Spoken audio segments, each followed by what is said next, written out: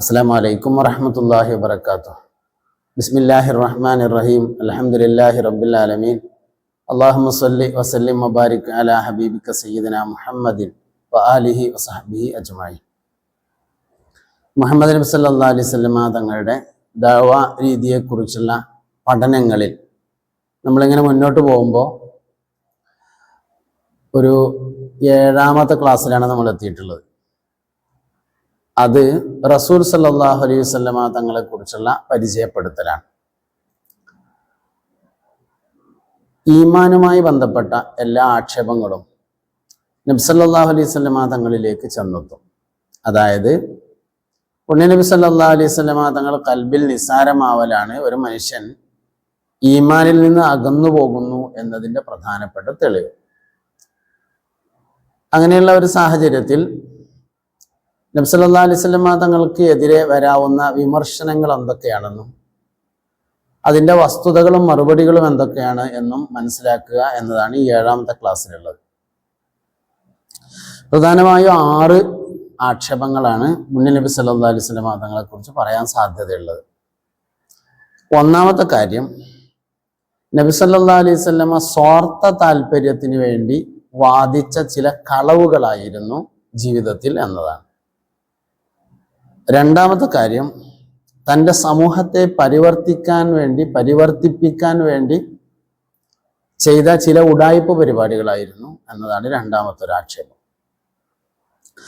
മൂന്നാമത്തെ കാര്യം, പറയുന്നത് സത്യമായിരുന്നു എങ്കിലും നബി സല്ലല്ലാഹു അലൈഹി വസല്ലമ തങ്ങൾ ഒരു ഹിസ്റ്റീരിയ രോഗിയായിരുന്നു എന്ന ആക്ഷേപമാണ്. നഅൂദുബില്ലാ. നാലാമത്തെ കാര്യം, ധാരാളം വിവാഹം കഴിക്കാൻ വേണ്ടി നബി സല്ലല്ലാഹു അലൈഹി വസല്ലമ പ്രേരിപ്പിച്ചിട്ടുണ്ട് എന്ന ആക്ഷേപമാണ്. അഞ്ചാമത്തെ കാര്യം, നബി സല്ലല്ലാഹു അലൈഹി വസല്ലമ സ്ത്രീ വിരോധിയും സ്ത്രീ ലംബടനുമായിരുന്നു എന്നതാണ്. ആറാമത്തെ കാര്യം, മുത്തുനബി സല്ലല്ലാഹു അലൈഹി വസല്ലമ ഒരു യുദ്ധക്കുതിയനായിരുന്നു എന്നതാണ്. ഈ 6 കാര്യങ്ങളാണ് പ്രധാനമായും നമ്മൾ വിശകലനം ചെയ്യേണ്ടത്.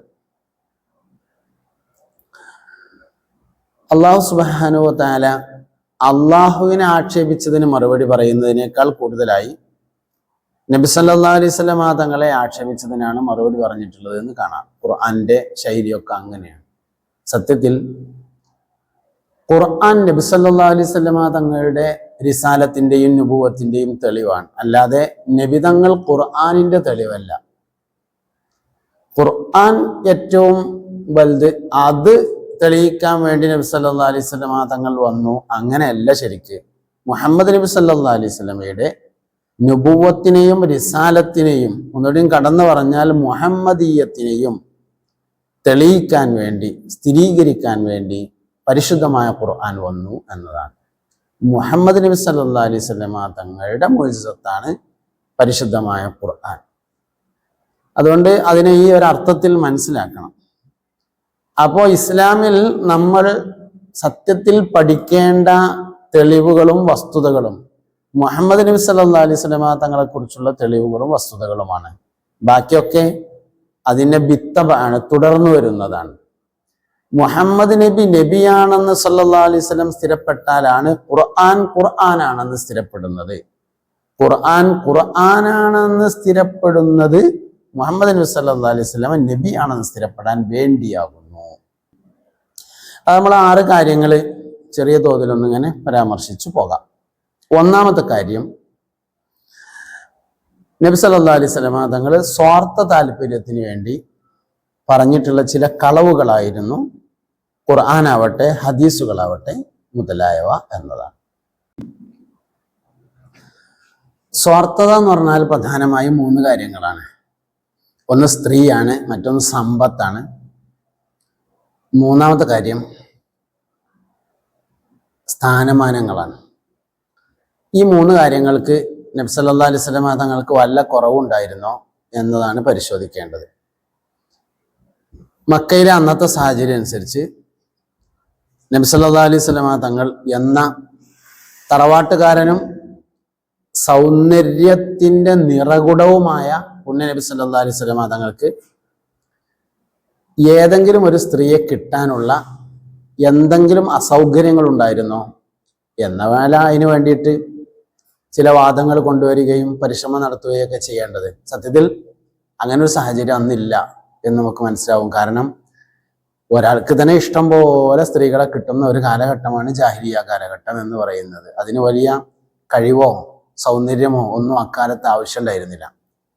അങ്ങനെയൊക്കെ ആയിരിക്കെ വലിയ തറവാട്ടുകാരൻ ഖുറൈശി, നല്ല സൗന്ദര്യമുള്ള മനുഷ്യൻ മുഹമ്മദ് നബി സല്ലല്ലാഹു അലൈഹി വസല്ലം, ഒന്നിനൊരു കുറവില്ല.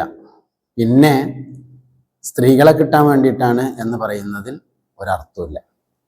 പിന്നെ സമ്പത്താണ്. ഖുറൈശികൾ വന്ന് നബി സല്ലല്ലാഹു അലൈഹി വസല്ലമയോട് പറയുന്നുണ്ടല്ലോ, മുഹമ്മദെ നിനക്ക് എന്ത് വേണമെങ്കിലും ചെയ്തു തരാം, ഈ വാദത്തിൽ നിന്ന് പിന്മാറണം. നബി സല്ലല്ലാഹു അലൈഹി വസല്ലം പറഞ്ഞു, ഞാൻ പിന്മാറില്ല. വലത് കൈയിൽ സൂര്യനെയും ഇടത് കൈയിൽ ചന്ദ്രനെയും വെച്ചെന്നാലും പിന്മാറില്ല. പിന്നെ മൂന്നാമതുള്ളത് സ്ഥാനമാനങ്ങളാണ്. നുബുവത്തിന് മുമ്പ് തന്നെ കഅബ പുതുക്കി പണിയുമ്പോൾ ഹജറുൽ അസ്വദ് യഥാസ്ഥാനത്ത് വെക്കാൻ വേണ്ടിയിട്ടുള്ള സെലക്ഷൻ ലഭിച്ചിട്ടുള്ളത് മുഹമ്മദ് നബി സല്ലല്ലാഹു അലൈഹി വസല്ലം തങ്ങൾക്കാണ്. എന്ത് സ്ഥാനം ആവശ്യപ്പെട്ടാലും ഖുറൈശികൾ നൽകാൻ തയ്യാറുള്ള ഒരു സാഹചര്യത്തിലായിരുന്നു നബി സല്ലല്ലാഹു അലൈഹി വസല്ലം എന്ന് കാണാം. അപ്പൊ അതുകൊണ്ട് സ്ത്രീ, സമ്പത്ത്, സ്ഥാനം, ഇതാണല്ലോ സ്വാർത്ഥത എന്ന് പറയുന്നത്. ഈ മൂന്ന് കാര്യങ്ങളും നബി സല്ലല്ലാഹു അലൈഹി വസല്ലം തങ്ങളിൽ ഉണ്ടായിട്ടില്ല എന്ന വസ്തുത എല്ലാവർക്കും മനസ്സിലാവുന്ന കാര്യമാണ്. രണ്ടാമത്തത്, തൻ്റെ സമൂഹത്തെ പരിവർത്തിപ്പിക്കാൻ വേണ്ടി പറഞ്ഞിട്ടുള്ള ചില കളവുകളായിരുന്നു വിശുദ്ധ ഇസ്ലാമിന്റെ സന്ദേശങ്ങൾ എന്നതാണ്. 40 വയസ്സ് വരെ അൽ അമീൻ എന്ന പേരിൽ അറിയപ്പെട്ട ഒരാൾക്ക് തൻ്റെ സമൂഹത്തെ പരിവർത്തിപ്പിക്കാൻ സത്യം തന്നെ പറഞ്ഞാൽ മതിയായിരുന്നു. കളവ് പറയേണ്ട യാതൊരു ആവശ്യവും ഉണ്ടായിരുന്നില്ല. കാരണം അവർ സ്വത്ത് സൂക്ഷിക്കാൻ വരെ ഏൽപ്പിക്കാറുണ്ടായിരുന്നത് നബി സല്ലല്ലാഹു അലൈഹി വസല്ലം തങ്ങളുടെ കൈവശമാണ്. നാട്ടിൽ എന്ത് വിഷയം ഉണ്ടായാലും മധ്യസ്ഥനാക്കാറുണ്ടായിരുന്നത് മുത്തുനബിയാണ് സല്ലല്ലാഹു അലൈഹി വസല്ലം. അപ്പൊ പിന്നെ അങ്ങനെ ഒരു ആവശ്യത്തിന് വേണ്ടി ഇസ്ലാം എന്ന വാദം ഉന്നയിക്കേണ്ട ഒരു കാര്യം നബി സല്ലല്ലാഹു അലൈഹി വസല്ലം തങ്ങൾക്ക് ഉണ്ടായിട്ടില്ല എന്ന് മനസ്സിലാക്കാം. മൂന്നാമത്തത്, പറയുന്നത് സത്യമായിരുന്നു എങ്കിലും അതൊരു രോഗമായിരുന്നു, മാനസിക വിഭ്രാന്തിയായിരുന്നു എന്നാണ് മൂന്നാമത്തെ ആക്ഷേപം. പരിശുദ്ധ ഖുർആൻ ഒന്നിനും മറുപടി പറഞ്ഞിട്ടില്ലെങ്കിലും ഇന്നക്ക മജ്നൂൻ, നീ ഭ്രാന്തനാണ് എന്ന് ഖുറൈശികൾ പറഞ്ഞതിനാണ് ശരിക്കും മറുപടി പറഞ്ഞിട്ടുള്ളത്. ഒരു ഭ്രാന്തന്റെ ഒരു നിലക്കുള്ള സമീപനങ്ങളും ചരിത്രപരമായി നബി സല്ലല്ലാഹു അലൈഹി വസല്ലമയിൽ തെളിയിക്കാൻ കഴിയില്ല. ആക്ഷേപം ധാരാളം ആളുകൾ നടത്തിയിട്ടുണ്ടെങ്കിൽ ആ ആക്ഷേപത്തിൽ പോലും പുണ്യ നബി സല്ലല്ലാഹു അലൈഹി വസല്ലമ തങ്ങൾ അത്തരത്തിലുള്ള ഒരു രോഗിയായിരുന്നു എന്ന് തെളിയിക്കാൻ കഴിയില്ല. നാലാമത്തെ കാര്യം, ധാരാളം വിവാഹം കഴിക്കാൻ വേണ്ടി പ്രേരിപ്പിച്ചിരുന്നു എന്നതാണ്.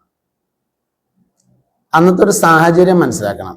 വിമർശകന്മാരെ ഒരു പക്ഷേ ഇങ്ങനെ ചിന്തിച്ചിട്ടുണ്ടാവും, എല്ലാവരും ഒരു കല്യാണം കഴിച്ചിരുന്നത് നബി സല്ലല്ലാഹു അലൈഹി വസല്ലമ 4 ഉയർത്തിയതാണെന്ന്. സത്യത്തിൽ അങ്ങനെയല്ല. 10ഉം 20ഉം ഭാര്യമാരുണ്ടായിരുന്നതിനെ 4 ചുരുക്കിയതാണ്, കൂട്ടിയതല്ല, കുറച്ചതാണ് എന്ന് ചരിത്ര വസ്തുതകൾ പരിശോധിക്കുമ്പോൾ കാണാൻ വേണ്ടി പറ്റും. അഞ്ചാമത്തെ കാര്യം, സ്ത്രീ വിരോധിയും സ്ത്രീ ലംബടനുമായിരുന്നു എന്നതാണ്. ഇതിനെ വിരോധിയും ലംബടനും എന്നുള്ളത് പരസ്പരം തമ്മിൽ എതിരാണ്. കാരണം ഒരാൾ സ്ത്രീ വിരോധിയാവുക, അയാൾ സ്ത്രീ ലംബടനാവുക, രണ്ടും കൂടി യോജിക്കൂല. ഒന്നുകിൽ വിരോധിയാവാനോ അല്ലെങ്കിൽ ലംബടനാവാനോ പറ്റുള്ളൂ. പുണ്യ നബി സല്ലല്ലാഹു അലൈഹി വസല്ലം തങ്ങൾ ഒരു സ്ത്രീ വിരോധി അല്ല സത്യത്തിൽ. കാരണം ജാഹിലിയ കാലഘട്ടത്തിലെ സ്ത്രീകളോടുള്ള മനുഷ്യന്റെ സമീപനം പരിശോധിക്കുമ്പോൾ അവർക്ക് മോചനം നൽകിയിട്ടുള്ളത് നബി സല്ലല്ലാഹു അലൈഹി വസല്ലമയാണെന്ന് കാണാം. പിന്നെ ലംബടനാകാൻ നല്ലത് ശരിക്കും ഇസ്ലാമല്ല, ജാഹിലിയത്താണ്. കാരണം ഇസ്ലാമിൽ 4 എന്ന പരിധി ഉണ്ട്, ജാഹിലിയത്തിൽ അതും ഇല്ലല്ലോ. യാത്ര പോകുമ്പോൾ 1 or 2 ദിവസം എവിടെങ്കിലും താമസിക്കുമ്പോൾ 2 ദിവസത്തേക്ക് വേണ്ടി വിവാഹം ചെയ്യുന്ന പതിവ് വരെ അക്കാലത്ത് നിലവിലുണ്ടായിരുന്നു. അതൊക്കെ ഒഴിവാക്കിയിട്ട് ഇസ്ലാം മുന്നോട്ട് വെക്കുന്ന വിവാഹ കാഴ്ചപ്പാട് ഒരു ലംബടൻ യഥാർത്ഥത്തിൽ പറയേണ്ടതല്ല, പറയാവുന്നതല്ല, പറയാൻ സാധ്യതയുമുള്ളതല്ല. ആറാമത്തെ ആക്ഷേപം, നബി സല്ലല്ലാഹു അലൈഹി വസല്ലം തങ്ങൾ യുദ്ധക്കൊതിയനായിരുന്നു എന്നതാണ്. ഇസ്ലാമിലെ യുദ്ധങ്ങളൊക്കെ പരിശോധിച്ച് നോക്കിയാൽ ആ യുദ്ധങ്ങൾക്കൊക്കെ രാഷ്ട്രീയമായ ചില പശ്ചാത്തലങ്ങൾ ഉള്ളതായിട്ട് കാണാം. നിലനിൽപ്പിന് വേണ്ടി യുദ്ധം ചെയ്തു എന്നതാണ്, അല്ലാതെ ആളുകളെ കൊല്ലാൻ വേണ്ടിയോ അല്ലെങ്കിൽ യുദ്ധത്തോടുള്ള പ്രത്യേകമായ താല്പര്യം മുൻനിർത്തിയോ അല്ല. ഇസ്ലാമിലെ യുദ്ധങ്ങൾ പറയുമ്പോൾ ആദ്യം പറയുന്നത് തന്നെ ബദർ യുദ്ധമാണ്. ബദർ യുദ്ധം സത്യത്തിൽ നടക്കുന്നത് ബദറിലേക്ക് നബിയും സഹാബത്തും സല്ലല്ലാഹു അലൈഹി വസല്ലം യുദ്ധം ചെയ്യാൻ വേണ്ടി പോയിട്ടില്ല. മക്കയിൽ നിന്ന് മദീനയിലേക്ക് പാലായനം ചെയ്തിരുന്ന സ്വഹാബികളുടെ സമ്പത്ത് വിട്ടുതരാൻ അബൂ സുഫിയാനോട് സംസാരിക്കാനും കച്ചവടം കഴിഞ്ഞു വരുമ്പോൾ കൈവശം പണമുണ്ടെങ്കിൽ തങ്ങൾക്ക് ലഭിക്കാനുള്ള പണം അതിൽ നിന്ന് വസൂലാക്കാനും ഉദ്ദേശിച്ചുകൊണ്ട് യാത്ര ചെയ്തതാണ്. അത് ചില തെറ്റിദ്ധാരണകളുടെ അടിസ്ഥാനത്തിൽ അബൂ സുഫിയാൻ ചെങ്കടൽ തീരത്തുകൂടെ മക്കയിലേക്ക് രക്ഷപ്പെടുകയും അബൂജഹലിന്റെ നേതൃത്വത്തിലുള്ള സംഘം യുദ്ധത്തിന് വേണ്ടി വരികയും ബദറിൽ തമ്പടിക്കുകയും ഒക്കെ ചെയ്തപ്പോൾ പിന്നീടൊരു യുദ്ധമായി അത് പരിണമിച്ചതാണ് എന്ന് കാണാൻ സാധിക്കും. ഇസ്ലാമിലെ ആദ്യത്തെ യുദ്ധം തന്നെ യുദ്ധത്തിന് വേണ്ടി പുറപ്പെട്ടതല്ല, യുദ്ധത്തെ ആഗ്രഹിച്ചിട്ടില്ല, യുദ്ധം ഉണ്ടായിത്തീർന്ന ഒരു അനിവാര്യമായ സാഹചര്യത്തിൽ ഉണ്ടായിത്തീർന്ന ഒന്നായിരുന്നു. ഇനി അങ്ങനെയൊക്കെ ആണെങ്കിലും ഒരു യുദ്ധമാകുമ്പോൾ ധാരാളം ആളുകൾ കൊല്ലപ്പെടും. ഇസ്ലാമിലെ മൊത്തം യുദ്ധങ്ങളിൽ കൊല്ലപ്പെട്ട ആളുകളുടെ എണ്ണം തന്നെ വളരെ കുറവാണ്. അതുകൊണ്ട് ആളെ കൊല്ലുക, യുദ്ധം ചെയ്യുക എന്നത് ഇസ്ലാമിൻ്റെ ഒരു പദ്ധതിയല്ല. ഇസ്ലാം എന്നത് ഒരു സമാധാനത്തിൻ്റെ മതമാണ്. അതേസമയത്ത് ആ സമാധാനത്തെ ചൂഷണം ചെയ്യാൻ അനുവദിക്കാറില്ല. അപ്പോൾ ചില സന്ദർഭങ്ങളിൽ ചില രാഷ്ട്രീയമായ കാരണങ്ങളാൽ, ചില സംരക്ഷണത്തിന് വേണ്ടിയുള്ള കാരണങ്ങളാൽ യുദ്ധം അനിവാര്യമായി വരും. ആ സന്ദർഭത്തിൽ യുദ്ധം നടത്താറുണ്ട് എന്നത് മാത്രമാണ്. മുഹമ്മദ് നബി സല്ലല്ലാഹു അലൈഹി വസല്ലം തങ്ങളെ കുറിച്ചുള്ള പ്രധാനപ്പെട്ട ഈ 6 ആക്ഷേപങ്ങൾക്കുള്ള മറുപടിയാണ് ദേവാരംഗത്തുള്ള ആളുകൾ പ്രധാനമായും മനസ്സിലാക്കിയിരിക്കേണ്ടത്. ചുരുങ്ങിയ ചില വാക്കുകൾ ഞാനത് സൂചിപ്പിച്ചു എന്നേ ഉള്ളൂ. 6 വിഷയത്തെക്കുറിച്ചും ആഴത്തിലുള്ള പഠനങ്ങൾ എല്ലാ ദായിമാരിൽ നിന്നും ഉണ്ടാവണം എന്ന് അഭ്യർത്ഥിച്ചുകൊണ്ടും ആഗ്രഹിച്ചുകൊണ്ടും അല്ലാഹു റബ്ബുൽ ഇസ്സത്ത് നമ്മുടെ എല്ലാ പ്രവർത്തനങ്ങളും അവൻ ഇഷ്ടപ്പെടുന്ന സ്വാലിഹായ അമലായി സ്വീകരിക്കട്ടെ എന്ന് ദുആ ചെയ്തുകൊണ്ടും വാക്കുകൾ അവസാനിപ്പിക്കുന്നു. അസ്സലാമു അലൈക്കും വറഹ്മത്തുള്ളാഹി വബറകാതുഹു.